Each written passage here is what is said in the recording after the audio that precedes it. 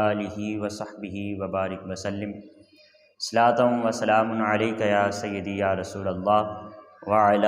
آلک و اصحابک یا سیدی یا حبیب اللہ۔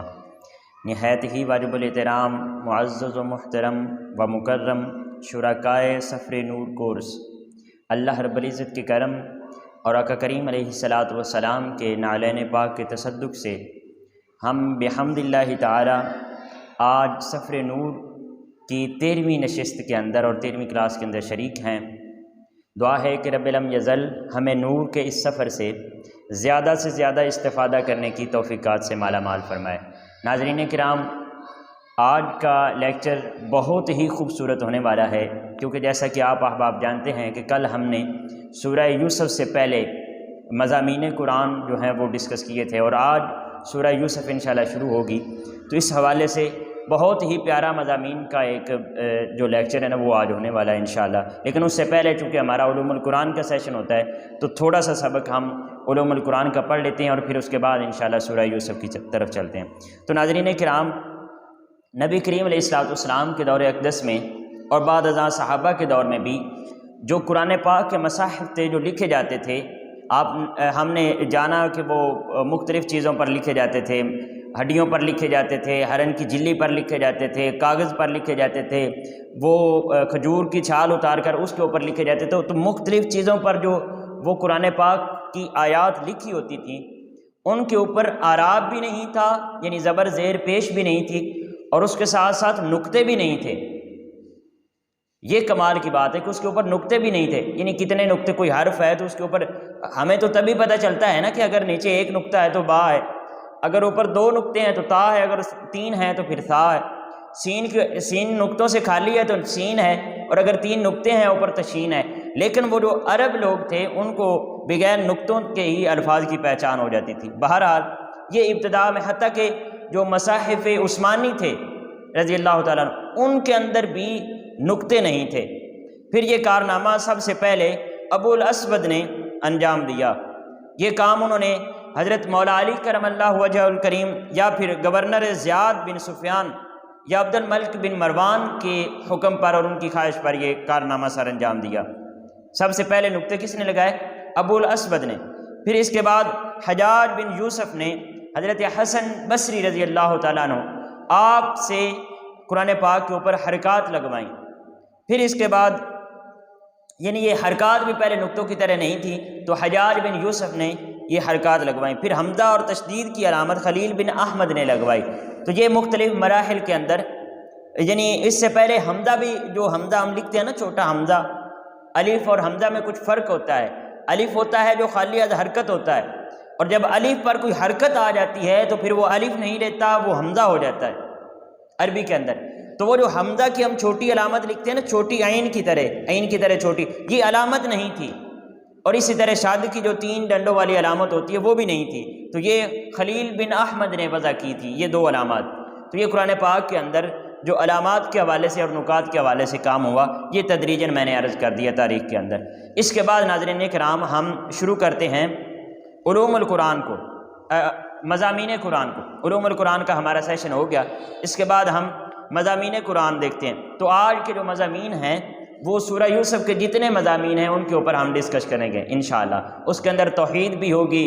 اس کے اندر ہمیں صبر کا درس بھی دیا جائے گا، اس کے اندر استقامت کا درس بھی دیا جائے گا، اس کے اندر حسن کا ذکر بھی ہوگا، اس کے اندر عشق کا ذکر بھی ہوگا، اس کے اندر اپنے محبوب کے ساتھ اور اپنے خدا کے ساتھ تعلق کا ذکر بھی ہوگا، اس کے اندر توکل کا بھی ذکر ہوگا، اس کے اندر اپنے محسنین کا احسان جو ہے وہ احسان مند رہنے کا ذکر بھی ہوگا۔ تو یہ سارے ذکر ہوں گے سورہ یوسف کی روشنی میں۔ تو بہت ہی پیارے مضامین ہیں، ہم انشاءاللہ شروع کرتے ہیں۔ تو سورہ یوسف سے ہی شروع کرتے ہیں۔ سب سے پہلے یہ سورہ یوسف ہے، تو اس کے بارے میں قبلہ حافظ سعید رضا بغدادی صاحب، جن کا یہ کورس ہے سفر نور، ان سے میں یہ نور اخذ کر کے آپ احباب تک شیئر کر رہا ہوں۔ وہ فرمایا کرتے ہیں کہ یہ کمال حسن بھی ہے اور انتہائی عشق بھی ہے، یعنی حضرت یوسف علیہ السلام کا حسن بھی کمال کا تھا، اور سورہ یوسف سے ہمیں عشق کی انتہا بھی نظر آتی ہے۔ یہ کمال حسن بھی ہے اور انتہائی عشق بھی ہے۔ تو بلا تاخیر ہم شروع کرتے ہیں آج کے مضامین کو۔ یہ سورہ یوسف جو ہے یہ مکی ہے، اس کی 111 آیات ہیں اور 1776 اس کے الفاظ ہیں، یعنی کلمات ہیں، اور 7166 اس کے حروف ہیں۔ یہ حضرت یوسف علیہ السلام کا جو قصہ ہے اس کو احسن القصص کہا جاتا ہے، وہ اس وجہ سے کہ اس قصے کے اندر انسانی زندگی کے جملہ کردار جو ہیں وہ ہمارے سامنے نظر آتے ہیں۔ یعنی حضرت یوسف علیہ السلام کے بچپن سے شروع ہوتا ہے یہ قصہ، اور پھر آپ کا تدریجاً جوانی کے مراحل، اور پھر اس کے بعد، اور اسی طرح آپ کیسے بے سہارا ہوتے ہیں کنویں کے اندر جب آپ گرے ہوئے تھے، وہاں سے اللہ رب العزت نے پھر کیسے آپ کو آہستہ آہستہ بلندیاں عطا فرمائیں، اور پھر آپ مصر کے اندر گئے، پھر آپ بکے، پھر آپ قید کے اندر چلے گئے، تو وہاں سے اللہ رب العزت نے نکال کر پھر آپ کو بادشاہ بنایا۔ تو یہ تمام کردار، یعنی ایک غربت کی نچلی تہ سے لے کر بادشاہی تک، یہ تمام کردار سورہ یوسف کی روشنی میں ہمیں نظر آتے ہیں۔ اس سورت کی ایک یہ بھی خوبی ہے کہ ہم دیکھتے ہیں باقی انبیاء کا بھی ذکر ہوا ہے قرآن پاک کے اندر۔ فار ایگزامپل حضرت موسیٰ علیہ السلام کا ہوا ہے، حضرت عیسیٰ علیہ السلام کا ہوا ہے، حضرت ابراہیم علیہ السلام کا ہوا ہے، باقی انبیاء کا، حضرت لوط علیہ السلام کا، باقی انبیاء کا ہوا ہے، لیکن کسی نبی کا بھی اس طرح منظم اور مرتب طریقے اور تسلسل کے ساتھ ہمیں ذکر نہیں ملتا ہے۔ یعنی فار ایگزامپل حضرت موسیٰ علیہ السلام کا ہے تو ان کا ایک دفعہ ذکر ہوا، پھر درمیان میں کچھ اور باتیں آ گئیں اور پھر اس کے بعد ہمیں ذکر ملتا ہے، پھر درمیان میں کچھ باتیں آ گئی اور بعد میں ذکر ملتا ہے۔ لیکن حضرت یوسف علیہ السلام کا پورے قرآن پاک کے اندر صرف اسی ایک صورت کے اندر ذکر ہے، اور اس صورت کے اندر ایک پورے تسلسل کے ساتھ، یعنی اگر انسان خالی ترجمہ ہی پڑھتا چلا جائے سورہ یوسف کا تو ہمیں پورے واقعے کی بھی سمجھ آتی چلی جاتی ہے، اور اس کے ساتھ ساتھ ایک باقاعدہ ہمارے اندر وہ ایک نظم طاری ہوتی ہے، اور یہ واقعہ پورے مرتب اور ترتیب کے ساتھ جو ہے وہ اس صورت کے اندر حضرت یوسف علیہ السلام کے واقعے کو اور آپ کے قصے کو ڈسکس کیا گیا ہے۔ تو بلا تاخیر ہم شروع کرتے ہیں۔ یہ سورہ یوسف ہے، آیت نمبر 4 ہے، 12واں پارہ ہے۔ اللہ رب العزت نے ارشاد فرمایا اذ قال یوسف لأبیہ یا ابت انی رأیت 11 کوکبا والشمس والقمر رأیتہم لی ساجدین۔ یہ فاؤنڈیشن بن رہی ہے قصے کی اور حضرت یوسف علیہ السلام کی زندگی کی، یہ ابتدا ہے۔ جب یوسف علیہ السلام نے اپنے باپ سے کہا اے میرے والد گرامی، میں نے خواب میں 11 ستاروں کو اور سورج اور چاند کو دیکھا، میں نے انہیں اپنے لیے سجدہ کرتے ہوئے دیکھا۔ یہ حضرت یوسف علیہ السلام کا سب سے پہلے خواب کا تذکرہ ہوتا ہے کہ آپ کو ایک خواب آئی، اس کے اندر آپ نے 11 ستاروں، ایک سورج اور ایک چاند کو دیکھا کہ وہ آپ کو سجدہ کر رہے۔ تو یہ خواب آپ نے اپنے والد گرامی بزرگوار حضرت یعقوب علیہ السلام سے بیان کی۔ جب حضرت یعقوب علیہ السلام چونکہ وہ نبی تھے تو آپ سے جب بیان کی تو آپ نے پھر آپ کو نصیحت کی، فرمایا قال یا بنی لا تقصص رؤیاک علی اخوتک، انہوں نے کہا اے میرے بیٹے اپنا یہ خواب اپنے بھائیوں سے بیان نہ کرنا، ورنہ کیا ہوگا اگر بیان کرو گے، فیکیدوا لک کیدا، اگر بیان کرو گے تو وہ تمہارے خلاف کوئی پرفریب چال لازماً چلیں گے۔ تو یہ حضرت یوسف علیہ السلام کو آپ کے والد نے یہ بات فرمائی۔ یہاں پر ایک بہت پیارا نکتہ ہے ناظرین کرام، اگر نعمت کس بھی ہو، اگر نعمت کس بھی ہو تو بیان کرو۔ یعنی اگر آپ نے کوئی نعمت، ایسی نعمت آپ کو ملی ہے جس کے اوپر آپ نے محنت کی ہے، آپ کی محنت کے نتیجے میں اللہ رب العزت نے آپ کے اوپر کرم فرمایا ہے، اور آپ کو کوئی نعمت ملی ہے تو اس کے بارے میں یہ حکم ہے کہ اس کو خوب بیان کرو، لوگوں کو بتاؤ، تاکہ لوگوں کے اندر بھی تحریص پیدا ہو اور لوگ بھی اور لوگوں کو موٹیویشن ملے اور لوگ بھی سمجھے کہ ہم بھی اس کی طرح محنت کر کے یہ اللہ رب العزت کی نعمت جو ہے اس کو حاصل کر سکتے ہیں۔ لیکن اگر نعمت کس بھی نہ ہو، نعمت وہ بھی ہو، یعنی آپ کی محنت کا اس کے اندر کردار نہ ہو، آپ کی کوشش اور جد و جہد کا کردار نہ ہو، وہ محض اللہ رب العزت کی عطا ہو، محض اللہ رب العزت کی عطا ہو، آپ کی محنت کا اس کے اندر رول نہ ہو، اور اگر ہو بھی تو وہ بہت کم ہو، یعنی تھوڑی سی محنت کرنے سے اللہ رب العزت بہت بڑا انعام فرما دے، تو پھر اس صورت میں اس آیہ مقدسہ کی روشنی میں اس کو دوسروں کے ساتھ شیئر نہیں کرنا چاہیے۔ کیوں؟ کیونکہ فَيَكِيدُوا لَكَ كَيْدًا، اگر ایسی نعمت کو آپ شیئر کرو گے تو پھر وہ جو دوسرے لوگ ہوتے ہیں وہ آپ کے خلاف چال چلتے ہیں اور آپ کو دھوکہ دینے اور آپ کے ساتھ حسد کرنے کی کوششیں کرتے ہیں۔ تو اس لیے جو وہبی نعمت ہوتی ہے اس کا کہا گیا ہے کہ اس کو چھپانا چاہیے، اور خصوصاً اپنے جو اہل خانہ ہیں اور اپنے جو رشتہ دار ہیں ان کو تو بالکل بھی نہیں بتانا چاہیے، کیونکہ زیادہ حسد جو جنم لیتا ہے وہ اپنے رشتہ داروں سے لیتا ہے۔ بہرحال حضرت یعقوب علیہ السلام نے آپ کو یہ نصیحت کی کہ یہ جو آپ کی خواب ہے یہ اپنے بھائیوں سے شیئر نہ کرنا، اور اس کے ساتھ ساتھ حضرت یعقوب علیہ السلام نے آپ کو یہ 3 بشارتیں سنائیں۔ فرمایا کہ اللہ رب العزت جو ہے وہ آپ کو چن لے گا۔ ایک بشارت یہ سنائی، 3 انعامات کا ذکر فرمایا۔ پہلا انعام کہ اللہ رب العزت آپ کے اوپر یہ انعام فرمائے گا کہ آپ کو چن لے گا، جیسے آپ کے باپ دادا کو چن لیا تھا، اور اس کے ساتھ ساتھ آپ کو خوابوں کی تعبیر عطا فرمائے گا۔ اللہ رب العزت آپ کو خوابوں کی تعبیر عنایت فرمائے گا، اور پھر تیسرا یہ کہ آپ کے اوپر انعام پورا فرمائے گا، آپ کے اوپر انعام پورا فرمائے گا، یعنی آپ کو حاکم بنا دے گا۔ تو بعد ازاں پھر حضرت یوسف علیہ السلام کے اوپر یہ تینوں انعامات پورے ہوئے اور اللہ رب العزت کا کرم ہوا۔ بہرحال ہم آگے چلتے ہیں ناظرین کرام۔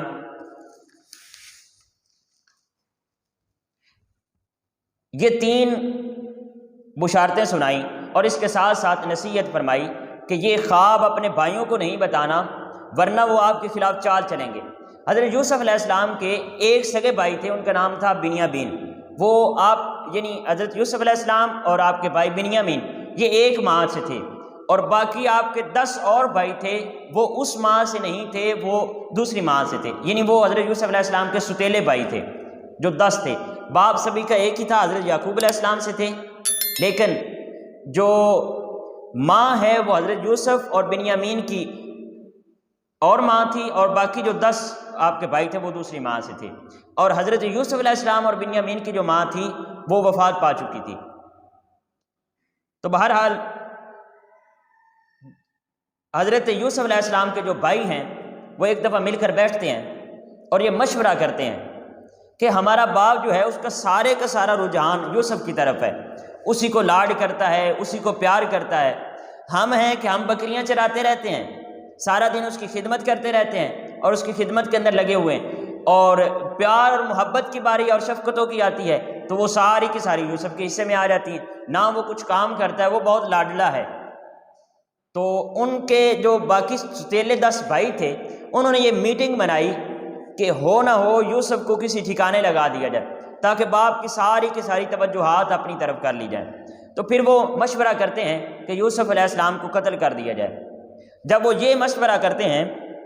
باقی جو بھائی ہوتے ہیں ان میں سے ایک بولتا ہے، وہ کہتا ہے اگر تم قتل کرنے ہی والے ہو تو پھر کچھ کرنے ہی والے ہو تو پھر قتل نہ کرو،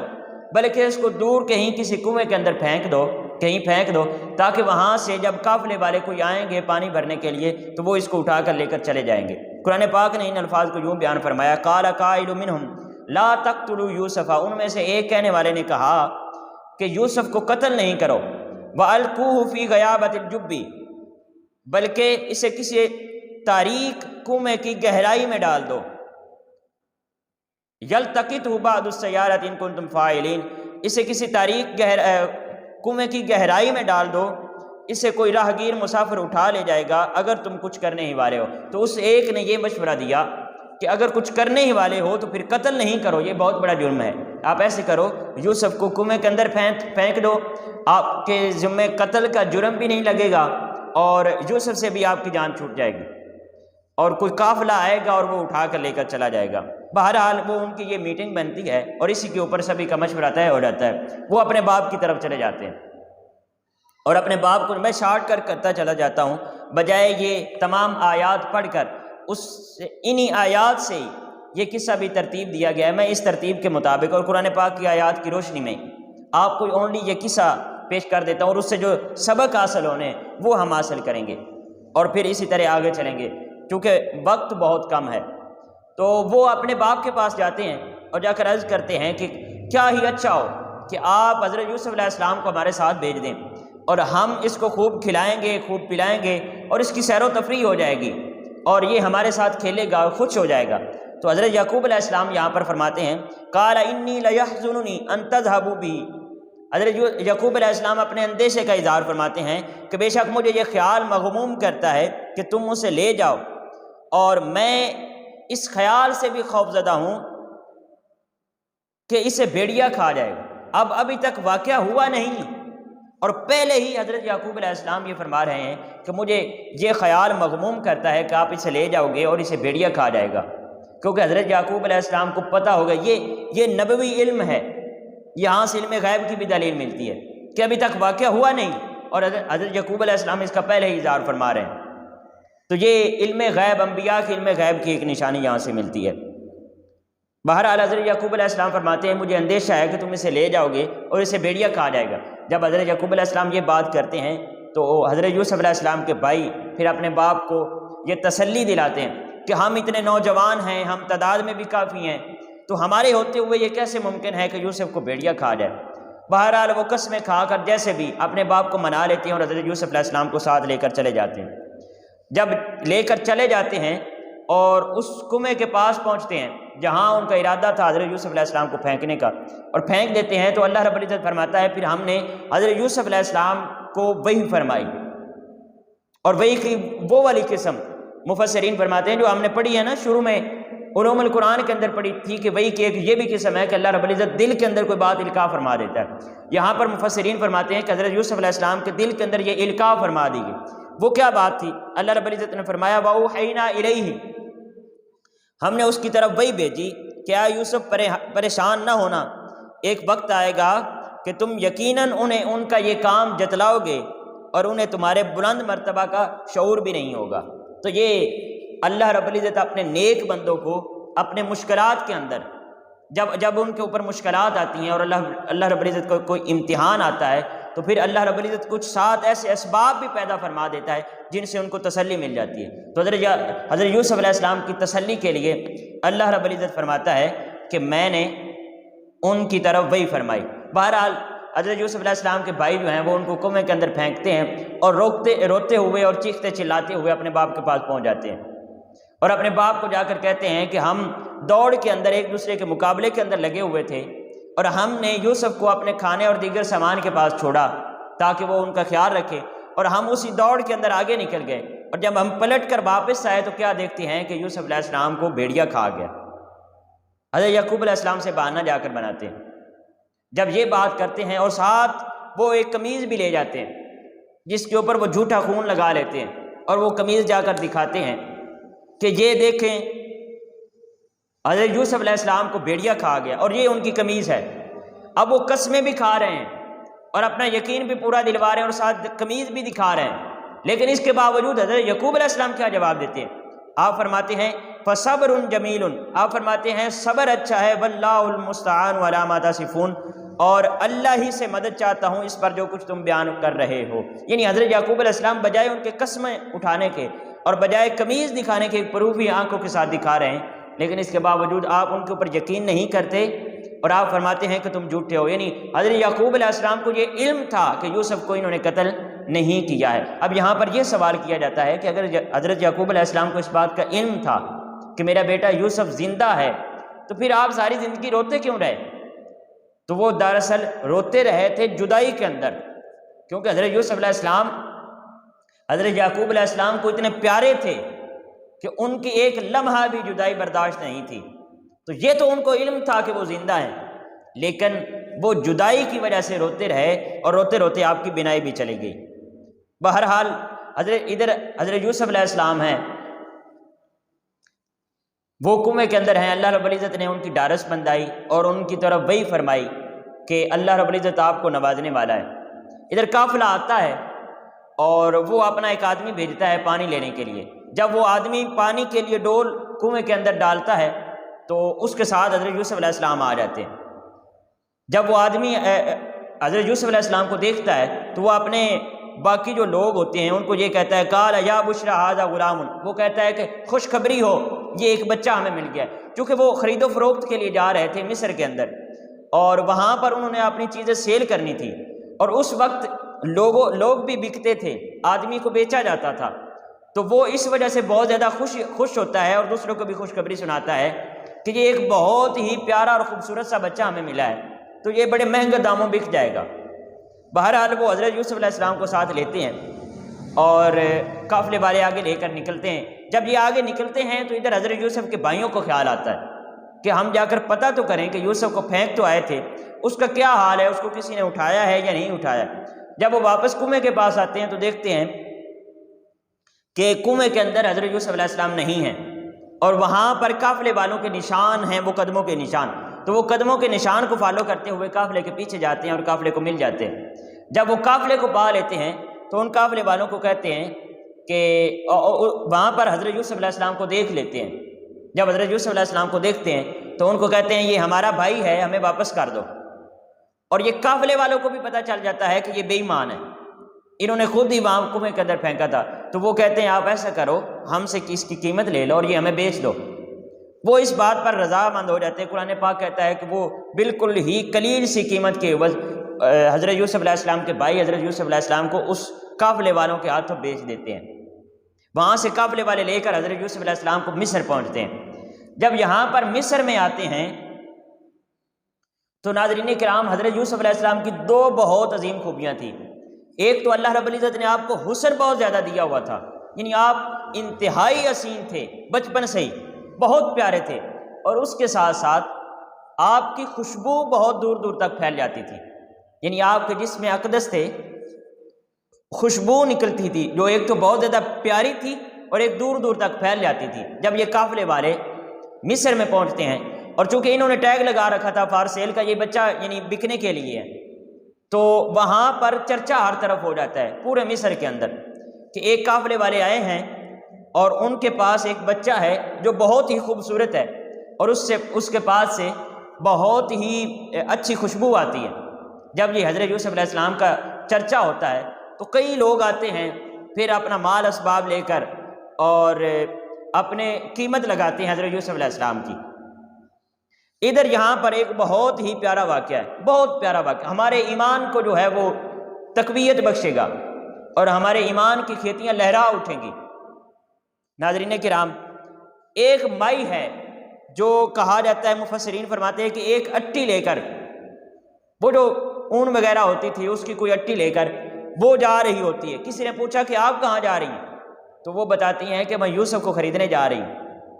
جب وہ یہ آدمی بات سنتا ہے تو وہ کہنے والا کہتا ہے کہ اے مائی، تیرا دماغ تو خراب نہیں ہے، وہاں پر یوسف علیہ السلام کی بولی لگ رہی ہے، اور بولی لگانے والے اتنے امیر آدمی ہیں، وہ اس بچے کی بولی لگا رہے ہیں، تو اتنی بڑی بولی کے عوض تو اٹی کے عوض اس کو خریدنا چاہتی ہے؟ تو وہ مائی نے بہت پیارا آواز جواب دیا، وہ کہتی ہے مجھے معلوم ہے کہ میں اس کے عوض یوسف کو خرید نہیں سکتی، لیکن جب روز محشر اس لسٹ کا اعلان کیا جائے گا جس لسٹ کے اندر حضرت یوسف علیہ السلام کے خریداروں کے نام ہوں گے، تو اس لسٹ کے اندر میرا نام بھی آ جائے گا۔ یہ ہے محبوب کو پانے کے لیے، محبوب کے چاہت کرنے والوں کی لسٹ کے اندر آنے کے لیے محنت کرنا۔ اللہ اکبر۔ اب یہ مائی کو معلوم تھا کہ میں یوسف علیہ السلام کو نہیں خرید سکتی، لیکن اس کے باوجود انہوں نے اٹی اٹھائی اور لے کر چلی گئی حضرت یوسف علیہ السلام کو خریدنے کی نیت سے، اور ارادہ کیا ہے کہ صرف میرا نام اس لسٹ کے اندر آ جائے جس لسٹ کے اندر حضرت یوسف علیہ السلام کے عشاق کا نام ہے۔ یہاں پر حضور شیخ الاسلام بہت پیارے دو واقعات سنایا کرتے ہیں۔ ایک تو وہ حدیث مبارکہ کہ حضور نبی کریم علیہ السلام نے فرمایا کہ بنی اسرائیل کی ایک بستی کے پاس ایک آدمی تھا حضرت موسیٰ علیہ السلام کے دور کے اندر، تو اللہ رب العزت نے حضرت موسیٰ علیہ السلام سے فرمایا، وہ بستی سے بالکل الگ تھلگ ہو گیا تھا اور 70 سال سے ایک عبادت کر رہا تھا اللہ رب العزت کی، دنیا سے کٹ آف ہو کر اللہ رب العزت کے ساتھ ہی اس کی عبادت اور اس کی لو کے اندر 70 سال گزر گئے تھے، اور کبھی بستی کی طرف واپس لوٹ کر نہیں آتا۔ حضرت موسیٰ علیہ السلام فرماتے ہیں، حضرت موسیٰ علیہ السلام کو حکم ہوا اللہ رب العزت کی طرف سے، جاؤ اور اس بزرگ کو جا کر کہو کہ آپ کی تمام عبادات اور ریاضات کو ٹھکرا دیا گیا، رد کر دیا گیا۔ حضرت موسیٰ علیہ السلام بڑے پریشان ہوتے ہیں کہ یہ کیا ماجرا ہے، 70 سال سے وہ عبادت کر رہا ہے اللہ رب العزت کی، بہرحال حکم تھا، اور وہ آ کر اس بزرگ کو بتاتے ہیں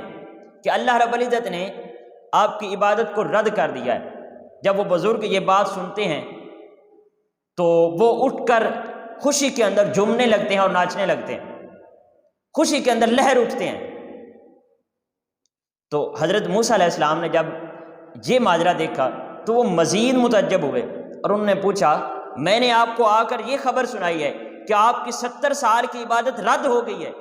اور آپ کی ریاضات کو قبول نہیں کیا گیا، ٹھکرا دی گئی ہیں، ساری محنت اور کاوش ٹھکرا دی گئی ہے، اور آپ اٹھ کر خوشی کے اندر ناچنے لگ پڑے ہیں، یہ کیا جی معاملہ ہے اور ماجرا ہے؟ تو وہ بزرگ آگے سے جواب دیتے ہیں کہ میں 70 سال سے عبادت کر رہا تھا، اپنے محبوب کی محبت کے اندر 70 سال سے بیٹھا ہوا تھا، لیکن اس کی طرف سے کوئی ایک میری طرف اشارہ نہیں آیا تھا، لیکن آج اس نے مجھے یہ یقین نہیں تھا کہ کیا میں اس کی لسٹ کے اندر ہوں یا نہیں، اس کے عاشقوں کی لسٹ کے اندر ہوں یا نہیں، میں اس کے نظر کرم کے اندر ہوں یا نہیں۔ آج چاہے جیسی بھی خبر پہنچی ہے، مجھے اس خبر کا تو پتہ چل گیا کہ میں اپنے محبوب کی نظروں کے اندر ہوں، چاہے اس نے مجھے ٹھکرا دیا ہے لیکن میں اپنے محبوب کی نظروں کے اندر تو آ گیا ہوں، چاہے جس حالت کے اندر بھی آ گیا ہوں۔ تو وہ اس محبت کی وجہ سے جھوم اٹھا کہ میں اپنے محبوب کی نظروں کے اندر تو ہوں، میں اپنے محبوب کے عاشقوں، چاہے ناکام عاشقوں کی نظر لسٹ میں ہی صحیح، لیکن اس کے عاشقوں کی لسٹ کے اندر میرا نام تو ہے نا۔ اللہ اکبر۔ تو یہ عاشقوں کا ایک وتیرہ ہے کہ وہ اپنے محبوب کے نام، اپنے محبوب کی نظر کے اندر آنے کے لیے اور اس کے عاشقوں کی لسٹ کے اندر اپنا نام لکھوانے کے لیے محنتیں اور کوششیں کرتے ہیں۔ اسی طرح حضور شیخ الاسلام یہاں پر ایک اور واقعہ سنایا کرتے ہیں کہ جو لیلا اور مجنوں تھے نا، ان کا بہت مشہور واقعہ ہے، یہ بہت مشہور ہوئے ہیں محبت کے اندر اور عشق کے اندر۔ یہ مجنوں کا اصل نام قیس تھا، تو لیلا جو ہے اس نے ایک دفعہ لنگر کا اہتمام کیا تاکہ لنگر تقسیم کرتی اور اس نیت سے کرتی کہ وہ مجنوں آئے اور وہ بھی آ کر وہاں سے لنگر لے۔ اچھا، وہ جو مجنوں تھا، جو قیس اصل میں جو مجنوں تھا، وہ تو اپنی غیرت کی وجہ سے لیلا سے جا کر وہ لنگر نہیں لیتا تھا، وہ جو کھانا تقسیم کرتی تھی وہ نہیں لیتا تھا، لیکن اس جیسے پھر کئی مجنوں بن گئے وہ کھانے کے لیے، تو وہ اپنا پیالہ لے کر جاتے اور لیلا سے اپنا کھانا ریسیو کر لیتے۔ یوں ہی دن گزرتے چلے گئے، وہ مجنوؤں کی تعداد بھی بڑھتی چلی گئی اور لیلا کھانا بھی بڑھاتی چلی گئی کہ کبھی تو وہ مجنوں اصلی جو مجنوں ہے وہ بھی آئے گا نا۔ بہرحال ایک دن وہ اصلی مجنوں جو قیس ہے وہ بھی قطار کے اندر کھڑا ہو جاتا ہے پیالہ لے کر، اور پیالہ لے کر اس خیرات کے لیے کھڑا ہو جاتا ہے۔ جب لیلا جو ہے وہ سبھی جو لوگ ہوتے ہیں قطار میں کھڑے ہوئے ان سبھی کو نوازتی جاتی ہے۔ جب مجنوں کی باری آتی ہے تو لیلا ہاتھ مارتی ہے اور اس کا کاسا پھینک دیتی ہے اور اس کو توڑ دیتی ہے۔ جب یہ ماجرا ہوتا ہے تو مجنوں واپس ہٹ کر خوشی کے اندر ناچنا شروع کر دیتا ہے۔ جب ناچنا اور جھومنا شروع کر دیتا ہے تو جو باقی لوگ ہوتے ہیں وہ کہتے ہیں بھئی تیری عجیب عاشقی ہے، اس نے تجھے ٹھکرا دیا ہے، اس نے تجھے اتنا ذلیل کیا ہے کہ وہ سبھی کو نواز رہی ہے، سبھی کو دے رہی ہے، لیکن ایک تجھے نہیں نواز رہی، تو تیرا کاسا اس نے توڑ دیا ہے، اور تو ہے کہ تو پھر بھی اس کی محبت کے اندر ناچ رہا ہے اور جھوم رہا ہے، عجیب انسان ہے تو۔ تو پھر اس نے کہا کہ یہ ایک ایسا راز ہے جو صرف عاشق ہی سمجھ سکتے ہیں۔ دراصل میں یہ ٹھکرانا نہیں تھا، یہ تو اس کی سلیکشن تھی۔ دیکھیں اس نے سبھی کے ساتھ جو ایک معاملہ کیا ہے وہ اس نے میرے ساتھ نہیں کیا ہے، لہذا اس سے مجھے یہ پتہ چلتا ہے کہ میں لیلا کی پہچان کے اندر ہوں، بس میرے لیے یہی خبر کافی ہے، میرے لیے یہی جان لینا ہی میری خوشی کے لیے کافی ہے کہ میں لیلا کی نظروں کے اندر ہوں، میں لیلا کی اس لسٹ کے اندر ہوں کہ اس نے باقی سبھی کو اور طریقے سے ڈیل کیا ہے، آپ سب کو نوازا ہے، لیکن وہ مجھے پہچانتی تو ہے نا، اس نے مجھے پہچانا ہے تبھی میرے کاسے کو الٹ دیا ہے۔ تو یہ جو عاشق ہوتے ہیں ان کا یہ وتیرہ ہوتا ہے کہ وہ اپنے محبوب کی نظروں میں آنے کے لیے اور ان عاشقوں کی لسٹ کے نام، اپنا نام درج کروانے کے لیے سال ہر سال محنت کرتے ہیں۔ بہرحال یہ قافلہ وہاں پر پہنچ چکا ہوتا ہے اور اسی طرح حضرت یوسف علیہ السلام کی بولی لگ رہی ہوتی ہے۔ جو عزیز مصر ہوتا ہے، یہ عزیز مصر ٹائٹل ہوتا ہے جو اس وقت کا بادشاہ کا وزیر خزانہ ہوتا ہے۔ بادشاہ کوئی اور تھا، اس کا نام تھا ریان بن ولید، جو بادشاہ تھا اس وقت کا، لیکن یہ عزیز مصر جو تھا یہ اس کا وزیر خزانہ تھا، اس کا نام قطفیر تھا، قطفیر۔ تو یہ جو وزیر خزانہ تھا یہ سب سے زیادہ بولی لگاتا ہے، اور یہ حضرت یوسف علیہ السلام کو خرید لیتا ہے اور خرید کر گھر لے جاتا ہے، اور اس کی بیوی تھی زلیخا، یعنی وزیر خزانہ جو ہوتا ہے اس کو ٹائٹل ملتا ہے عزیز مصر کا، اور اس عزیز مصر کی بیوی زلیخا تھی، بادشاہ کی بیوی نہیں تھی۔ یہ اپنے گھر لے جاتا ہے اور اپنی بیوی کو کہتا ہے کہ اس بچے کو بڑے احترام اور اکرام کے ساتھ اس کو اپنے پاس رکھو اور اس کی پرورش کرو۔ یہاں پر لفظ ہیں اکرمی مثواہ، یعنی اس نے اپنی بیوی سے کہا اسے عزت و اکرام سے ٹھہراؤ۔ وہ زلیخا اس کو اپنے پاس رکھ لیتی ہے، اور ناظرین کرام اس کی پرورش کرتی ہے، اس کی ضروریات کی تکمیل کرتی ہے، حتیٰ کہ حضرت یوسف علیہ السلام اپنے کمال شباب تک پہنچ جاتے ہیں۔ جب آپ جوان ہوتے ہیں تو جو زلیخا ہوتی ہے اس کے دل کے اندر غلط خیالات آنے شروع ہو جاتے ہیں، اور وہ حضرت یوسف علیہ السلام کے ساتھ جو ہے وہ بدکاری کا ارادہ کرتی ہے۔ اس کو قرآن پاک نے یہاں پر فرمایا ہے کہ وَلَقَدْ ہَمَّتْ بِهِ، اور بے شک اس نے تو ان کا ارادہ کر ہی لیا تھا۔ ہوتا یوں ہے کہ زلیخا جب یہ ارادہ کرتی ہے تو وہ حضرت یوسف علیہ السلام کو بالکل بند کمرے کے اندر لے کر چلی جاتی ہے، یعنی اس سے پہلے 6 کمرے ہوتے ہیں، اور 7ویں کمرے کے اندر، یعنی کمرے کے اندر دروازہ ہوتا ہے اور پھر دوسری طرف سے دروازہ ہوتا ہے، اس طرح دروازوں سے گزرتے گزرتے آگے جو 7 دروازے بند کر کے اینڈ والا جو کمرہ ہوتا ہے وہاں پر لے کر حضرت یوسف علیہ السلام کو پہنچ جاتی ہے۔ جب وہاں پر پہنچ جاتی ہے اور 7 دروازے لاک کر دیتی ہے، اور حضرت یوسف علیہ السلام کو کہتی ہے کہ اب آؤ، اور حضرت یوسف علیہ السلام کو اس طرف مائل کرنے کی کوشش کرتی ہے۔ حضرت یوسف علیہ السلام فرماتے ہیں قال معاذ اللہ انہ ربی احسن مثوایا، کہ اللہ کی پناہ، بے شک وہ جو تمہارا شوہر ہے وہ میرا مربی ہے، اس نے مجھے بڑی عزت سے رکھا ہے۔ یہ ہے نبوی طریق۔ یہاں پر دیکھیں جن لفظوں کے ساتھ زلیخا کے شوہر نے یعنی عزیز مصر نے زلیخا سے جا کر کہا تھا نا کہ اس کو تکریم کے ساتھ رکھنا، اکرمی مثواہ، انہی لفظوں کے ساتھ حضرت یوسف علیہ السلام نے جواب دیا کہ وہ میرا مربی ہے، اس نے مجھے تکریم کے ساتھ رکھا ہے۔ انہ ربی احسن مثوایا، وہاں پر بھی مثواہ کے لفظ ہیں، یہاں پر بھی مثوایا، یعنی انہی الفاظ کے ساتھ کہا کہ اس نے مجھے بڑے عزت اور احترام اور تکریم کے ساتھ رکھا ہوا ہے، لہذا میں اس کی امانت کے اندر خیانت نہیں کر سکتا۔ جب یہ بات زلیخا کرتی ہے اور زلیخا سنتی ہے اور حضرت یوسف علیہ السلام یہ بات کرتے ہیں تو پھر آپ اس جرم سے بچنے کے لیے دروازے کی طرف بھاگتے ہیں۔ اللہ رب العزت کی قدرت سے دروازہ کھل جاتا ہے، پہلا دروازہ بھی کھلتا ہے، دوسرا بھی۔ حضرت یوسف علیہ السلام بھاگتے جاتے ہیں اور زلیخا پیچھے بھاگتی ہے کہ اب یہ اسی طرح بھاگتے ہوئے باہر نکلیں گے تو بدنامی ہوگی، اور بھاگتے بھاگتے یوں دروازے کھلتے جاتے ہیں اور زلیخا پیچھے پیچھے بھاگتی چلی جاتی ہے۔ بھاگتے بھاگتے زلیخا کا ہاتھ حضرت یوسف علیہ السلام کی قمیض پر پڑتا ہے اور وہ قمیض کو پکڑ لیتی ہے۔ جب قمیض کو پکڑتی ہیں تو قمیض پیچھے سے پھٹ جاتی ہے۔ یہاں پر ناظرین کرام ایک یہ آیت قدسہ کا ایک حصہ کہ وَلَقَدْ ہَمَّتْ بِهِ وَهَمَّ بِهَا لَوْلَا أَن رَأَىٰ بُرْهَانَ رَبِّهِ، یہاں پر سبھی نے اس آیت مقدسہ کا ترجمہ، باقی مترجمین نے یہ کیا ہے، اکثر مترجمین نے، اور یوسف علیہ السلام نے انکار کر دیا، اور یعنی کہ باقی سب نے یہ ترجمہ کیا ہے کہ زلیخا نے ارادہ کیا حضرت یوسف علیہ السلام کے ساتھ برائی کرنے کا، اور وَهَمَّ بِهَا یعنی ہمت بھی زلیخا نے ارادہ کر لیا تھا، اور وَهَمَّ بِهَا اسی لفظ کے ساتھ قرآن پاک نے کہا ہے کہ یوسف علیہ السلام نے بھی ارادہ کر لیا تھا۔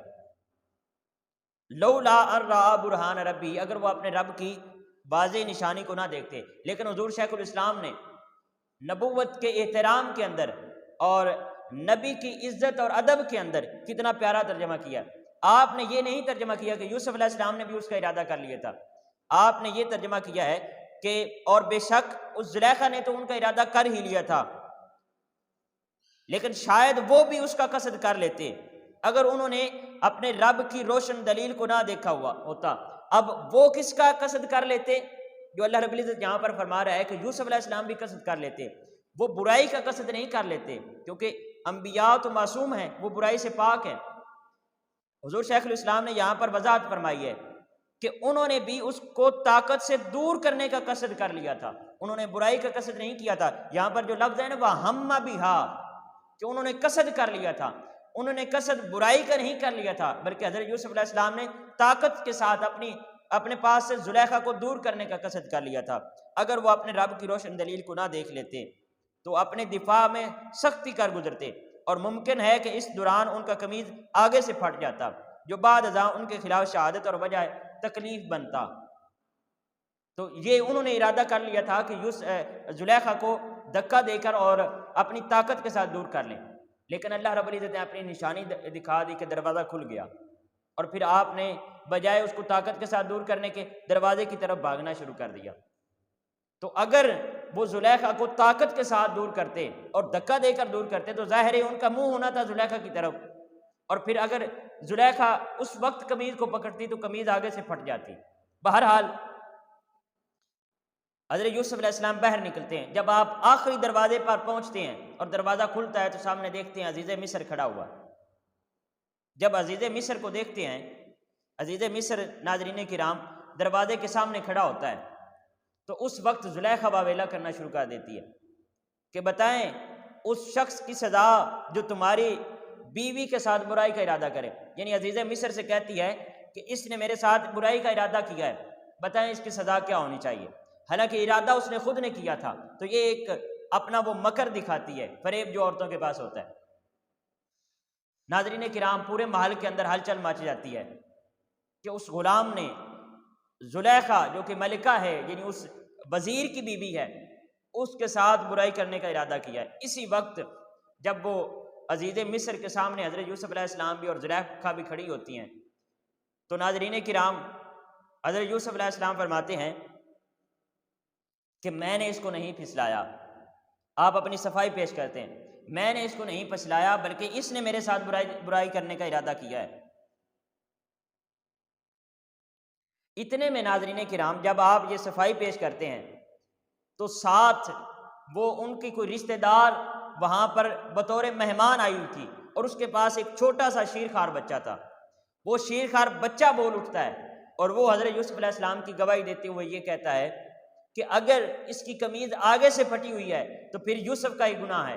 اس نے اس کے اوپر حملہ کرنے کی کوشش کی ہے، اور اگر اس کی قمیض پیچھے سے پھٹی ہوئی ہے تو پھر یہ دوڑ رہا ہے، اس سے پہلے قمیض کے اوپر کسی کی نظر نہیں پڑتی اور کسی کی اس طرح توجہ نہیں جاتی. تو وہ بچہ کہتا ہے اگر اس کی قمیض پیچھے سے پھٹی ہوئی ہے تو پھر زلیخا جو ہے وہ اس کے ساتھ برائی کا ارادہ کرتی تھی اور یہ دوڑ رہا تھا اور اس نے پیچھے سے قمیض کو پکڑا ہے. تو پھر جناب جو عزیز مصر ہوتا ہے وہ حضرت یوسف علیہ السلام کی قمیض کو دیکھتا ہے اور وہ پیچھے سے ہی پھٹی ہوتی ہے. تو اس طرح حضرت یوسف علیہ السلام بری ہو جاتے ہیں، فی الوقت بری ہو جاتے ہیں. ناظرین کرام یہاں پر ایک بہت اہم نقطہ میں پیش کرنا چاہوں گا آپ کے ساتھ کہ اکثر جو میاں بیوی کے تعلقات خراب ہوتے ہیں، جو ان کے رشتے کے اندر دراڑ آتی ہے، اس کی وجہ یہ ہوتی ہے کہ ان دونوں میں سے کسی کا ایک کی نگاہیں باہر لگ جاتی ہیں، وہ کسی اور کے ساتھ اس کا تعلق بن جاتا ہے. اور باہر تعلق بننے کی مین ریزن یہ ہے کہ نگاہوں کی حفاظت نہیں ہوتی ہے. ناظرین کرام اگر آپ اپنے دوستوں کے ساتھ جاتے ہیں، اگر آپ اپنے دوستوں کے گھر میں جاتے ہیں یا اپنی فیملی کے اندر ہی کہیں جاتے ہیں، اپنے رشتہ داروں کے پاس جاتے ہیں، تو ایک تو سب سے پہلے اس بات کی بھرپور کوشش کریں کہ اختلاط نہ ہو، اختلاط مرد و زن نہ ہو، یعنی جہاں پر عورتیں ہوں وہاں پر آپ کم جائیں. لیکن اگر بامر مجبوری آپ کو جانا ہی پڑے تو پھر اپنی نظروں کی حفاظت کریں، پھر اپنی نگاہوں کی حفاظت کریں.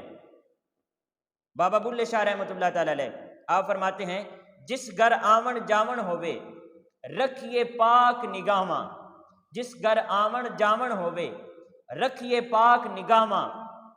اور کعبے واکن ربیے کعبے واکن، اور ربیے وانگ بہن براواں. اس طرح کر کے وہ دوسرا مصرع میرے ذہن سے نکل گیا ہے. تو یہ آپ کا بہت پیارا شعر ہے. یعنی جہاں بھی آپ کا آنا جانا ہو تو پھر آپ کو بہن بھائیوں کے لیے کی طرح رہنا چاہیے، ان کی گھر کے اوپر ڈکیٹی نہیں کرنی چاہیے. یہ حضرت یوسف علیہ السلام کے اس کردار سے ہمیں جو ہے درس ملتا ہے. اپنی نگاہوں کی حفاظت کریں، اپنی پاک دامنی کی حفاظت کریں. اور اسی طرح آپ فرماتے ہیں چٹی چادر عملہ والی داغ نہ لامی جنیاں دن محشر دے اے نہ آکھی ربا اہ کی بنیا۔ اور اسی طرح علامہ اقبال رحمۃ اللہ تعالی علیہ فرماتے ہیں وہی جواں ہے قبیلے کی آنکھ کا تارا، وہی جواں ہے قبیلے کی آنکھ کا تارا، شباب ہو جس کا بے داغ اور ضرب ہو بیکاری۔ تو اسی طرح ناظرین کرام، خصوصاً جو میرے نوجوان بھائی اور بہنیں مجھے سماعت فرما رہی ہیں، آپ سے گزارش ہے کہ اپنی جوانی کو بے داغ رکھیں، اپنے کردار پر دبا نہ لگنے دیں، اپنے کردار پر داغ نہ آنے دیں۔ جس کے کردار پر داغ آ جاتا ہے اور دبا لگ جاتا ہے، وہ نہ تو دنیاوی نعمتوں کو پا سکتا ہے اور نہ ہی اخروی نعمتوں کو پا سکتا ہے، وہ دنیاوی اور اخروی تمام نعمتوں سے محروم ہو جاتا ہے۔ یہ جوانی کے دن ہوتے ہیں، تو اس کے اندر اپنے کردار کی حفاظت کرنی چاہیے۔ تو ناظرین کرام، یوں بچہ گواہی دیتا ہے اور حضرت یوسف علیہ السلام کی پاک دامنی جو ہے وہ ثابت ہو جاتی ہے۔ اس کے بعد ہم دیکھتے ہیں جب حضرت یوسف علیہ السلام بری ہوتے ہیں تو پھر وہ ایک وزیر تو نہیں تھا نا، اس کے ارد گرد باقی وزیر بھی تھے نا، اس بادشاہ کے باقی وزیر بھی تھے۔ ان جو باقی وزیروں کی بیویاں ہوتی ہیں وہ زلیخا پر پھر تان و تشنیع کرنے شروع کر دیتی ہیں، اس کو تانے دیتی ہیں کہ تو نے خود ہی اس کو بچوں کی طرح پالا ہے اور وہ ایک غلام ہے، اور خود ہی پھر اس کے اوپر تیرا دل آ گیا ہے، تجھے شرم آنی چاہیے، ایسی باتیں کرتی ہیں۔ جب زلیخا یہ باتیں سنتی ہے تو وہ پریشر میں آ جاتی ہے، اور یہاں پر حضور شیخ الاسلام فرماتے ہیں کہ زلیخا کے بخت اچھے تھے کہ وہ پریشر میں آ کر کسی مولوی کے پاس نہیں گئی، بلکہ وہ کسی اللہ کے ولی کے پاس چلی گئی، کسی صوفی بزرگ کے پاس چلی گئی، اور اس نے جا کر مشورہ طلب کیا، کیونکہ اگر کسی مولوی کے پاس جا کر مشورہ لیتی تو یقیناً وہ آگے سے فتویٰ دے دیتا اور کوئی نہ کوئی سخت بات سنا کر اس کو واپس بھیج دیتا، لیکن وہ کسی صوفی کے پاس گئی اور اس نے جا کر مشورہ طلب کیا کہ مجھ سے یہ گناہ سرزد ہو گیا ہے، اب اس کا کیا حل کیا جائے؟ تو اس نے آگے سے مشورہ دیا کہ جو تم نے خود دیکھا ہے ان کو دکھا دو، وہ چپ کر جائیں گی، یہ تو آسان سا معاملہ ہے۔ ناظرین کرام، اب زلیخا جو ہے وہ ان تمام بیویاں جو وزراء کی بیویاں ہوتی ہیں اور عورتیں ہوتی ہیں ان کی اپنے گھر دعوت کرتی ہے۔ بہت پیارا یہ ایک واقعہ ہے۔ جب اپنے گھر دعوت کرتی ہے تو حضرت یوسف علیہ السلام کو ساتھ گزارش کرتی کہ آپ تو بہت نیک ہیں، بہت عظیم انسان ہیں، میرے اوپر یہ باتیں ہو رہی ہیں، ذرا ایک دفعہ ان کے سامنے سے گزر جائیں۔ تو قرآن پاک کہتا ہے ساتھ ساتھ اس نے ایک ایک چھری اور ایک ایک پھل ان کے ہاتھ میں پکڑا دیا کہ ان کو کاٹو، اور یوسف علیہ السلام آپ کے سامنے سے گزرتے ہیں۔ ناظرین کرام، جب وہ عورتیں پھل کاٹ رہی ہوتی ہیں تو حضرت یوسف علیہ السلام وہاں سے گزرتے ہیں، اور آپ جب آپ نقاب اڑا کرتے تھے، آپ بہت زیادہ خوبصورت تھے تو نقاب کیا کرتے تھے، مفسرین فرماتے ہیں آپ بے نقاب ہو کر جب وہاں سے گزرتے ہیں تو آپ کے حسن کو دیکھ کر وہ اتنا مغلوب ہو جاتی ہیں، وہ اتنا حضرت یوسف علیہ السلام کے حسن میں مغلوب ہوتی ہیں کہ وہ اپنے ہاتھوں کو کاٹ لیتی ہیں اور انہیں خبر تک نہیں ہوتی ہے۔ یہ قرآن پاک ہے، یہ میں قصہ کہانی نہیں سنا رہا، یہ قرآن پاک ہے۔ اللہ اکبر۔ ناظرین کرام، یہ تو حضرت یوسف علیہ السلام کا حسن تھا کہ جس کو دیکھ کر مصر کی عورتوں نے ہاتھوں کو کاٹ لیا تھا۔ آپ کا اتنا زیادہ حسن تھا، لیکن اس سے بڑھ کر بھی کائنات کے اندر ایک حسن کی تخلیق کی گئی ہے۔ قربان جائیے، شاعر نے کیا خوبصورت کہا ہے کہ حسن یوسف پر کٹی مصر میں انگشتے زنا، حسن یوسف پر کٹی مصر میں انگشتے زنا، سر کٹاتے ہیں تیرے نام پہ مردان عرب۔ کہ یا رسول اللہ، وہ تو یوسف علیہ السلام کا حسن تھا کہ جس کو دیکھ کر مصر کی عورتوں نے اپنی انگلیاں کاٹ لی تھی، اور آپ کا حسن یہ ہے کہ آپ کو بن دیکھے، آپ کا اونلی تذکرہ سن کر آج کے مرد جو ہیں وہ اپنی گردنیں آپ کے نام پر کٹواتے ہیں، اونلی آپ کے نام پر گردنیں کٹواتے ہیں۔ اور یہاں پر پھر وہ حدیث مبارکہ بھی کہ وہ اصحاب کرام جو تھے وہ نبی کریم علیہ السلام کی آمد کا انتظار کرتے ہوئے یہ تذکرہ کر رہے تھے نا کہ حضرت ابراہیم علیہ السلام کی بڑی شان ہے، وہ خلیل ہیں، حضرت موسیٰ علیہ السلام کلیم اللہ ہیں، اور اسی طرح حضرت عیسیٰ علیہ السلام روح اللہ، یہ ذکر کر رہے تھے۔ تو نبی کریم علیہ السلام اوپر سے تشریف لائے، آپ نے فرمایا حضرت ابراہیم علیہ السلام ہوں گے خلیل اللہ، حضرت موسیٰ علیہ السلام کلیم اللہ روح اللہ، حضرت موسیٰ علیہ السلام کلیم اللہ ہوں گے، حضرت عیسیٰ علیہ السلام روح اللہ ہوں گے، آدم علیہ السلام صفی اللہ ہوں گے، یہ ان کے مقامات ہیں، لیکن انا حبیب اللہ، سن لو میں اللہ کا حبیب ہوں۔ مجھے اللہ رب العزت نے کائنات میں سے سب سے حسین ترین بنایا ہے، میں سب سے زیادہ خوبصورت ہوں۔ تو اسی طرح وہ حضرت حسان بن ثابت رضی اللہ تعالیٰ عنہ کے اشعار مجھے ابھی یاد آئے، بہت پیارے، انہوں نے دیکھ کر نعتیں پڑھی تھی نا۔ عرض کرتے ہیں وَأَحْسَنُ مِنْكَ لَمْ تَرَ قَطُّ عَيْنِي، اور آپ سے حسین کسی آنکھ نے نہیں دیکھا، اور دیکھتا بھی کیسے، وَأَجْمَلُ مِنْكَ لَمْ تَلِدِ النِّسَاءُ، تجھ سے زیادہ جمال والا تو کسی عورت نے جنا ہی نہیں ہے۔ پہلے فرماتے ہیں کہ آپ سے حسین کسی آنکھ نے نہیں دیکھا، اور پھر خود ہی فرماتے ہیں کہ کوئی آنکھ کیسے دیکھ سکتی ہے، تجھ سے زیادہ جمال والا اور خوبصورت تو کسی ماں نے جنا ہی نہیں ہے۔ خلقت مبرأ من کل عیب،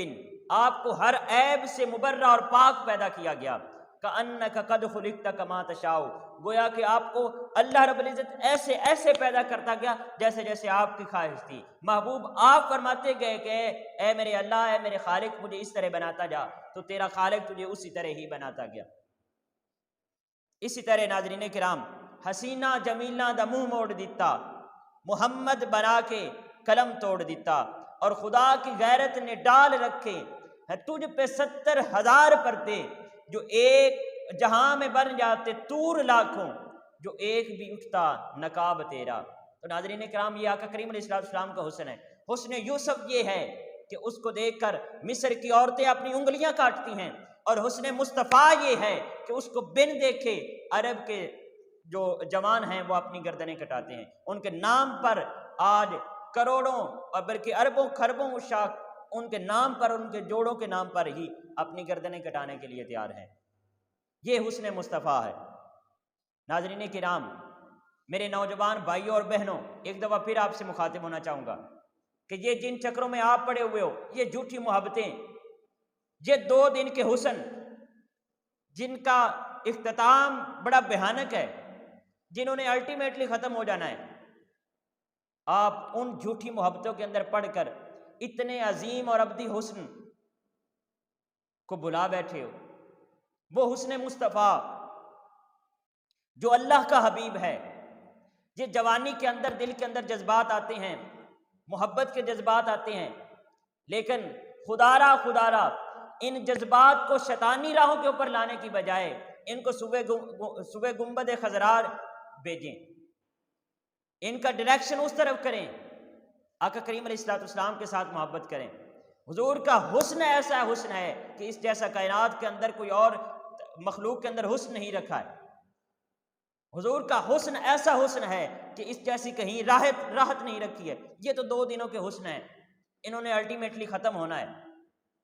جڑے کہندے سی مراں گے نال تیرے، یہ تو اتنی ایک یاری ہے۔ یہ سانسوں کی ڈوری چل رہی ہے تو یاریاں بھی ہیں، محبتیں بھی ہیں۔ جو ہی یہ یاری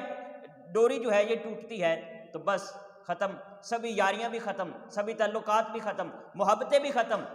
لیکن جڑے کہندے سی مراں گے نال تیرے، اج انہاں بھی بازیاں ہاریاں نہیں۔ محمد بوٹیا جھوٹا جگ سارا، کملی والے دیاں سچیاں یاریاں نہیں۔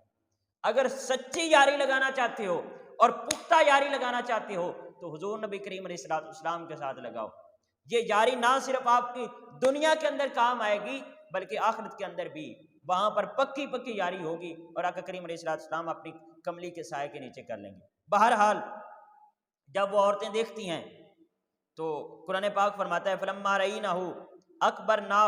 اکبرنہ وقطعن ایدیہن وقلن حاش للہ ما ھذا بشرا، انہوں نے اپنی انگلیوں کو کاٹ لیا اور اللہ کی قسم اٹھاتے ہوئے کہتی ہیں کہ یہ کوئی بشر نہیں ہے، یہ تو کوئی فرشتہ ہے۔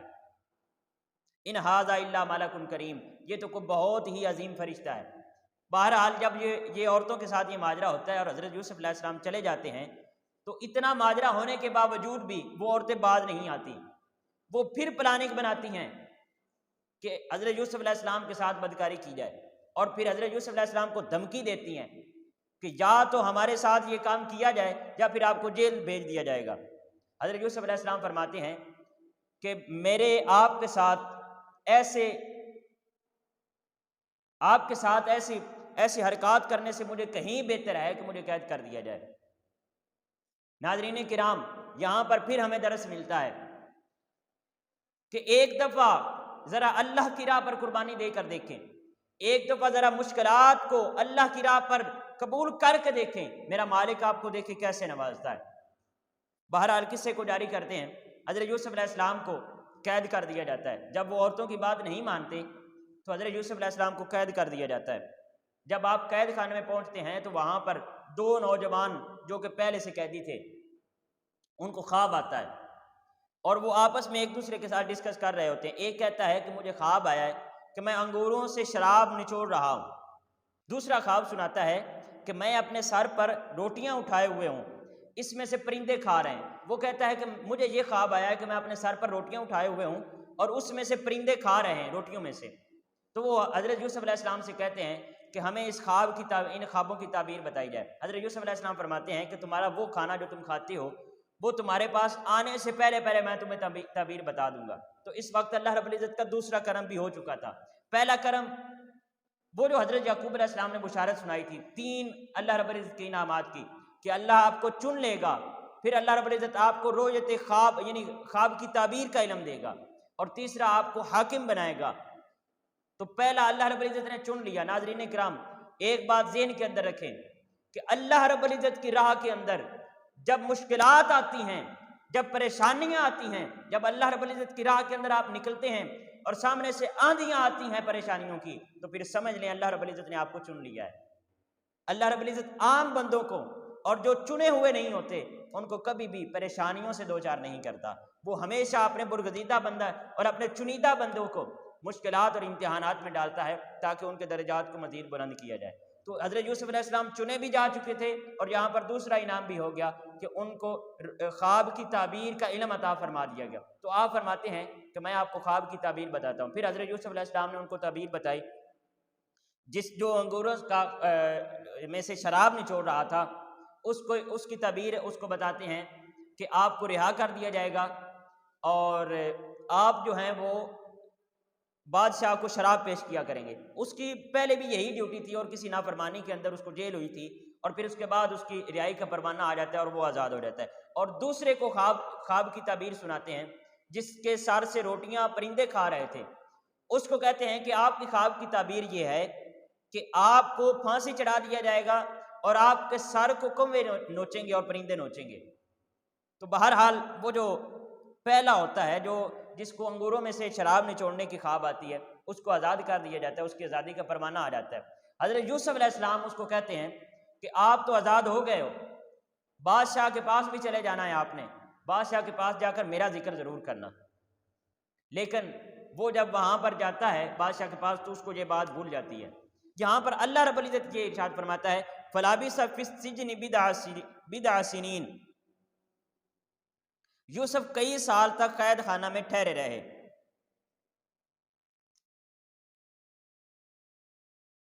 یعنی اللہ رب العزت فرماتا ہے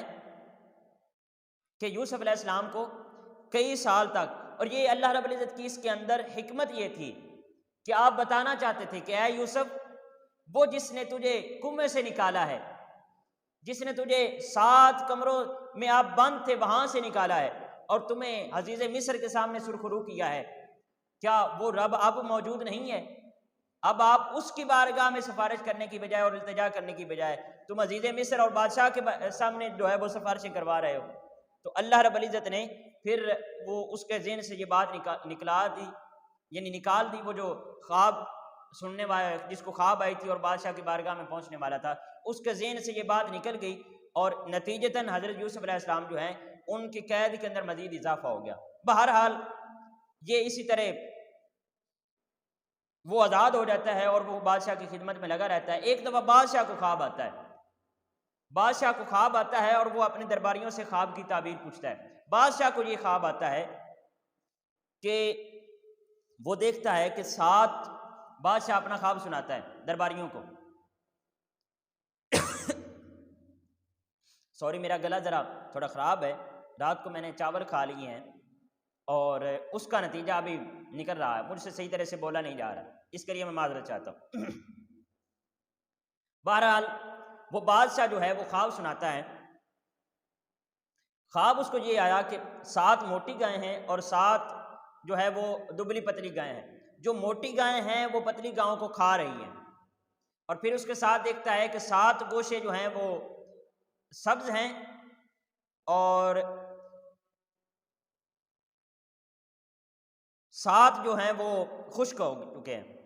اور درباریوں سے کہتا ہے کہ 7 سبز خوشے اور دوسرے 7 جو ہیں وہ خشک ہیں، تو اس کی تعبیر مجھے بتاؤ۔ وہ جو دیگر عامل ہوتے ہیں، جو دیگر عالم ہوتے ہیں، وہ کہتے ہیں کہ یہ کوئی ڈراؤنے خواب جیسے آ جاتے ہیں، ان کی کوئی تعبیر نہیں ہے، ان کی کوئی تعبیر نہیں ہے۔ ویسے جیسے کوئی انسان زیادہ کھانا کھا لیتا ہے تو اس کو کوئی الٹے خواب آ جاتے ہیں، یہ اس طرح کا ڈراؤنا ایک خواب ہے، اس کی کوئی تعبیر نہیں ہے۔ لیکن بادشاہ کو اس کے ساتھ اطمینان نہیں ہوتا ہے، تو جب بادشاہ کو یہ خواب آتا ہے اور وہ اس کی تعبیر کے لیے اعلان کرتا ہے، تو اس وقت پھر وہ جو جس کو خواب آیا تھا اور اس نے حضرت یوسف علیہ السلام سے اس کی تعبیر پوچھی تھی، اس کو یاد آتا ہے کہ ایک قید خانے کے اندر ایسا آدمی ہے جو خواب کی تعبیر جانتا ہے۔ وہ پھر بادشاہ کو کہتا ہے کہ میں آپ کو خواب کی تعبیر بتا سکتا ہوں، اصل جو صحیح اس کی تعبیر ہے، لیکن اگر مجھے اس قید خانے کے اندر بھیجا جائے۔ بادشاہ کہتا ہے ٹھیک ہے، آپ چلے جاؤ اور وہاں سے تعبیر پوچھ کر آؤ۔ تو وہ حضرت یوسف علیہ السلام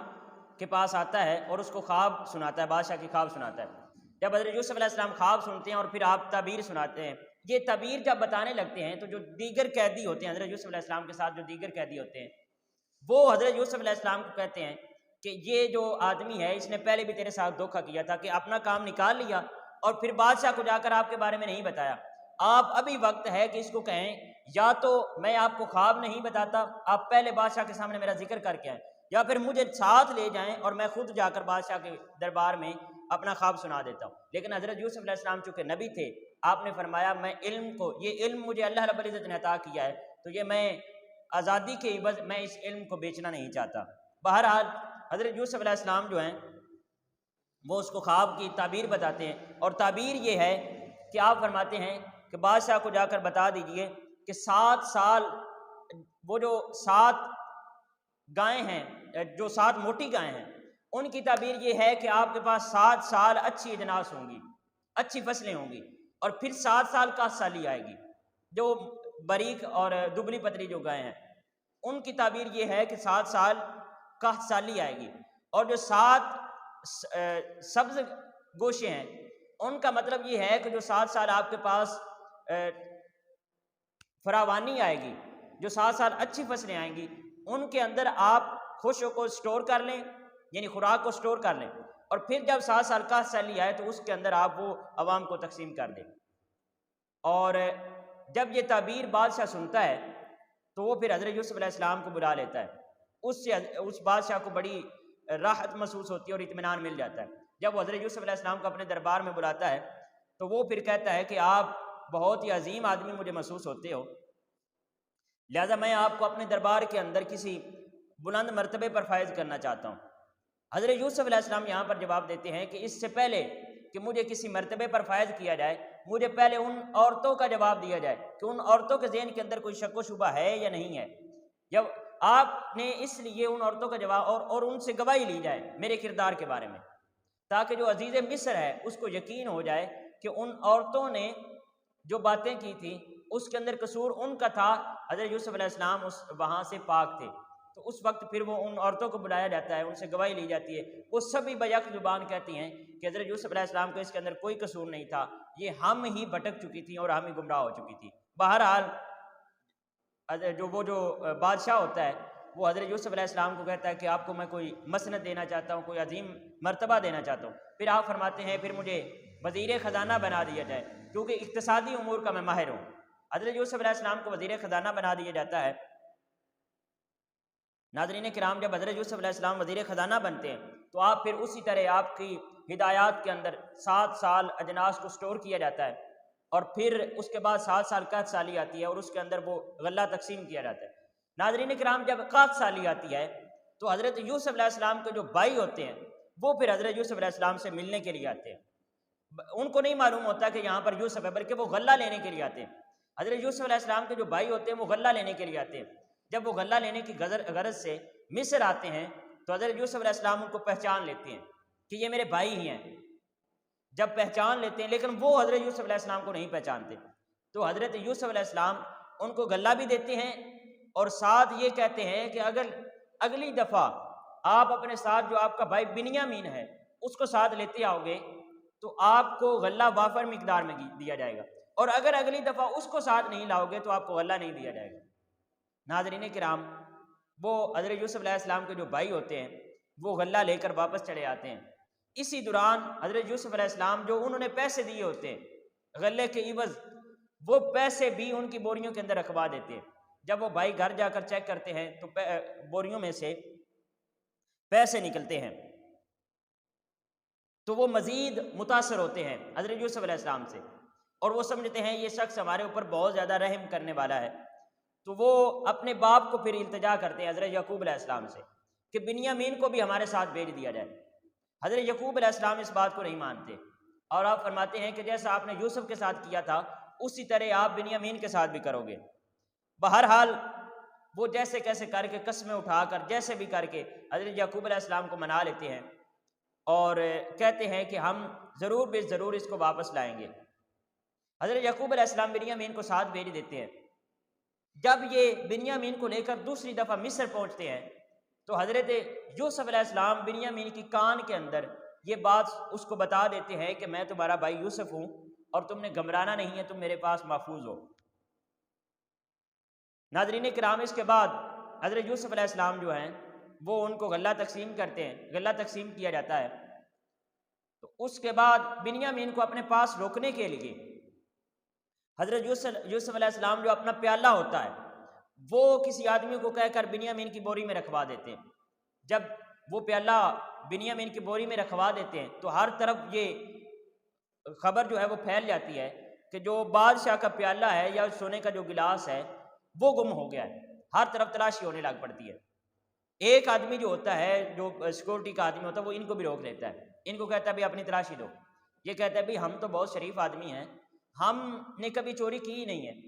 اس نے کہا بھی چوری آپ نے نہیں کی ہوگی، لیکن بادشاہ کا پیالہ گم ہوا ہے، ہم نے آپ کی تلاشی لینی ہے۔ وہ تلاشی لیتا ہے تو بنیامین کی بوری سے پیالہ نکل آتا ہے۔ جب پیالہ نکلتا ہے تو وہ پھر ان کا یہ اسلوب تھا کہ جو چوری کرتا تھا اس کو اپنے پاس رکھ لیتے تھے۔ تو اسی اصول اور طریقے کے مطابق بنیامین کو وہاں پر رکھ لیا جاتا ہے۔ جب بنیامین کو وہاں پر رکھ لیا جاتا ہے تو ان کے جو دیگر بھائی ہوتے ہیں، چونکہ وہ قسم دے کر آئے تھے اور پختہ معاہدہ کر کے آئے تھے کہ ہم بنیامین کو لازماً ساتھ لائیں گے، تو وہ پھر حضرت یوسف علیہ السلام کو کہتے ہیں کہ آپ ہم میں سے جس کو چاہیں اپنے پاس رکھ لیں اور بنیامین کو ہمارے ساتھ بھیج دیں، کیونکہ اس کے باپ نے بڑی سختی کی تھی۔ لیکن حضرت یوسف علیہ السلام کہتے ہیں کہ یہ ممکن نہیں ہے، ہم اسی کو اپنے پاس رکھیں گے جس نے چوری کی ہے۔ بہرحال ٹائم بہت ہو چکا ہے، ہم جلدی جلدی اس میں سے گزرتے ہیں واقعے میں سے۔ وہ حضرت بنیامین کو اپنے پاس رکھ لیتے ہیں اور بھائیوں کو بھیج دیتے ہیں۔ بھائی جب واپس جاتے ہیں تو وہاں جا کر وہ حضرت یعقوب علیہ السلام کو بتاتے ہیں۔ حضرت یعقوب علیہ السلام فرماتے ہیں قال انما اشکو بثی وحزنی الی اللہ واعلم من اللہ ما لا تعلمون۔ انہوں نے فرمایا میں تو اپنی پریشانی اور غم کی فریاد صرف اللہ کے حضور کرتا ہوں، اور میں اللہ کی طرف سے وہ کچھ جانتا ہوں جو تم نہیں جانتے۔ آپ فرماتے ہیں مجھے پہلے ہی پتا تھا کہ تم نے یوسف کے ساتھ جو کیا اور آپ بنیامین کے ساتھ بھی یہی کرو گے۔ بہرحال پھر آپ فرماتے ہیں یا بنی اذهبوا فتحسسوا من یوسف واخیہ، کہ آپ جاؤ اور جلدی جا کر یوسف اور اس کے بھائی کی تلاش کرو۔ تو وہ پھر واپس نکلتے ہیں اور حضرت یوسف علیہ السلام کے جب دوبارہ پہنچتے ہیں، حضرت یوسف علیہ السلام کے باقی بھائی جو ہیں وہ حضرت یوسف علیہ السلام کے پاس جب دوبارہ پہنچتے ہیں تو پھر وہ حضرت یوسف علیہ السلام ان کو بتا دیتے ہیں کہ میں آپ کا بھائی یوسف ہی ہوں اور تم نے میرے ساتھ اچھا نہیں کیا تھا۔ یہ باتیں ہوتی ہیں تو پھر حضرت یوسف علیہ السلام دوبارہ وہ ان کے جو بھائی ہوتے ہیں وہ حضرت یوسف علیہ السلام سے معافی مانگتے ہیں۔ تو حضرت یوسف علیہ السلام وہاں پر یہ جملہ ارشاد فرماتے ہیں لا تثریب علیکم اليوم، کہ آج کے دن پر تم پر کوئی ملامت نہیں ہے۔ ناظرین اکرام، یہی وہ جملہ ہے جو حضور نبی کریم علیہ السلام نے فتح مکہ کے دن کفار کو فرمایا تھا کہ اذهبوا انتم الطلقاء لا تثریب علیکم اليوم، آج کے دن تم پر کوئی ملامت نہیں ہے، تم سب کو چلے جاؤ، تم سب کو معاف کیا جاتا ہے۔ بہرحال حضرت یوسف علیہ السلام معاف کر دیتے ہیں اور ساتھ اپنی قمیض دیتے ہیں کہ یہ قمیض لے کر جاؤ اور میرے باپ کی آنکھوں پر لگانا اور ان کی بینائی جو ہے وہ واپس لوٹ آئے گی۔ یہاں سے ہمیں متبرک چیزوں سے تبرک لینے کا درس بھی ملتا ہے کہ وہ حضرت یوسف علیہ السلام کی قمیض کو لے کر جاتے ہیں، حضرت یعقوب علیہ السلام اپنی آنکھوں کے ساتھ لگاتے ہیں تو ان کی بینائی جو ہے وہ واپس لوٹ آتی ہے۔ وہ پھر ناظرین کرام وہ پھر مختصر کرتے ہیں، حضرت یعقوب علیہ السلام کو ساتھ لے کر جب واپس آتے ہیں حضرت یوسف علیہ السلام کے دربار میں اور ان کی ملاقات ہوتی ہے، تو یہاں پر قرآن پاک فرماتا ہے وَرَفَعَ أَبَوَيْهِ عَلَى الْعَرْشِ وَخَرُّوا لَهُ سُجَّدًا، کہ پھر جو حضرت یوسف علیہ السلام ہوتے ہیں وہ اپنے والدین کو اونچے مقام پر بٹھاتے ہیں، اور جو آپ کے دیگر بھائی ہوتے ہیں وہ حضرت یوسف علیہ السلام کے قدموں میں گر جاتے ہیں اور آپ کو سجدہ کرتے ہیں۔ وہ دیگر بھائی کیا کرتے ہیں؟ سجدہ کرتے ہیں۔ قال یا ابت ھذا تعبیر رؤیایا من قبل، پھر حضرت یوسف علیہ السلام فرماتے ہیں اے میرے باپ یہ ہے وہ تعبیر جو مجھے بچپن میں خواب آیا تھا۔ مفسرین فرماتے ہیں ناظرین کرام کہ 40 سال کا عرصہ گزر گیا حضرت یوسف علیہ السلام کی خواب کو تعبیر کے اندر بدلتے ہوئے، خواب کی تعبیر پوری ہونے تک 40 سال کا عرصہ گزر گیا۔ ناظرین کرام یوں پھر حضرت یوسف علیہ السلام کی جو خواب ہے وہ اس کی تکمیل ہوتی ہے، اور پھر یہاں پر اللہ رب العزت ارشاد فرماتا ہے ذالک من انباء الغیب نوحیہ الیک، اے حبیب مکرم یہ قصہ غیب کی خبروں میں سے ہے جسے ہم آپ کی طرف وہی فرما رہے ہیں۔ وما کنت لدیہم اذ اجمعوا امرہم وہم یمکرون، اور آپ ان کے پاس موجود نہ تھے جب وہ اپنی سازشی تدبیر پر جمع ہو رہے تھے اور وہ مکر و فریب کر رہے تھے۔ تو یہاں پر اللہ رب العزت فرما رہا ہے کہ اے حبیب مکرم نبی کریم علیہ السلام سے ارشاد ہو رہا ہے کہ آپ کو ہم غیب کی خبروں کی جو ہے نا وہ یعنی غیب کا علم آپ کو دے رہے ہیں۔ تو ناظرین کرام یہ جو حضرت یوسف علیہ السلام کا قصہ ہم نے پڑھا، اس کے اندر سے ہمیں 4 بہت بڑے سبق ملتے ہیں۔ ایک تو ہمیں جد و جہد کا سبق ملتا ہے کہ ہر حالت کے اندر اور ہر واقعے کے ساتھ ہمیں جد و جہد کو جاری رکھنا چاہیے چاہے جیسے بھی حالات ہو جائیں۔ پھر ہمیں صبر کا درس ملتا ہے کہ حالات جیسے بھی ناساز ہوں،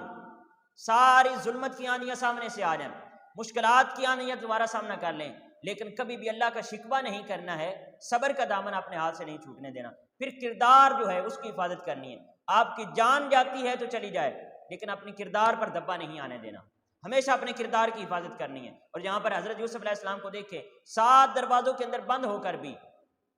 انہوں نے اپنے کردار پر دبا نہیں آنے دیا، اور اللہ رب العزت کو وہاں پر دیکھ کے ہمیں کتنا بڑا درس مل رہا ہے کہ حسن بے ساختہ خود قدموں کے اندر آنے کے لیے بے تاب ہے، اور کوئی دیکھ بھی نہیں رہا ہے، پردے کے اندر بند ہیں، بند کوٹڑی کے اندر بھی، پھر بھی وہاں پر اگر کردار کی کوئی چیز حفاظت کر سکتی ہے تو وہ یہ یقین اور ایمان ہے کہ میرا اللہ مجھے دیکھ رہا ہے۔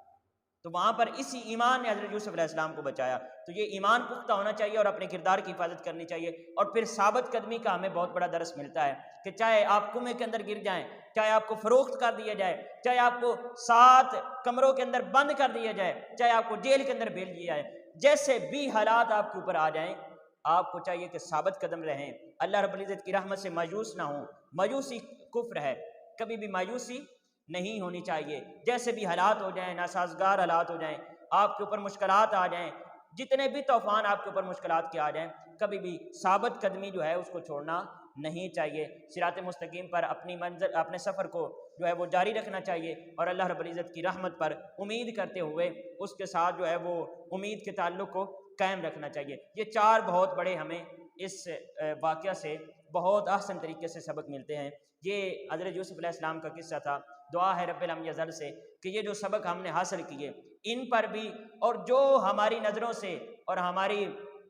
کمزور عقل سے جو چیزیں مخفی رہ گئیں، اللہ رب العزت ان کے اوپر بھی عمل کرنے کی توفیق عطا فرمائے۔ اللہ رب العزت ہمیں قرآن پاک میں سے مزید اپنے لیے سبق تلاش کرنے اور پھر ان کے اوپر احسن طریقے سے عمل کرنے کی توفیق عطا فرمائے۔ آج کے